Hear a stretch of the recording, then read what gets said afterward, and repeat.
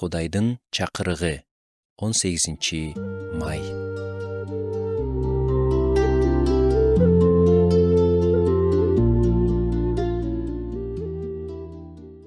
Сиз жашооңузда жалгыздык деген кандай экенин сезип көрдүңүз беле?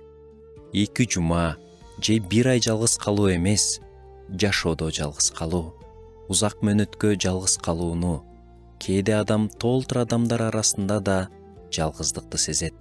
Дөөт өзүнүн жалгыздыгынын тереңинен Кудайга кайрылып, ыйлап, сыйынып жатат. Эмне үчүн сен менден жүзүңдү буруп кеттиң? Эмне үчүн мени жалгыз калтырдың? Мен да терең кайгыны жана ооруну башымдан өткөрүп, Кудайга "Сен кайдасың?" деп суроо берген учурларым болгон.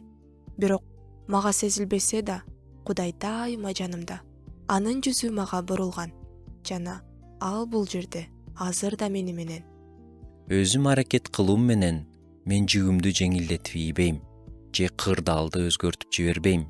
Бирок чыныгы сороону алып келген нерсе жалгыз сезилген учурларда да биз эч качан чындап жалгыз эместигибизди түшүнүү.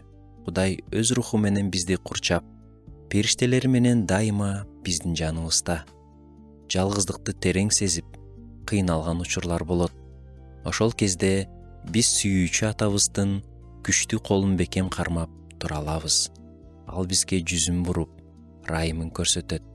Биз эч качан жалгыз эмеспиз. Жалгыздыкта Кудай менен көп сүйлөшөлү. Жүрөктөгү боштугубузду толтурушун сурайлы.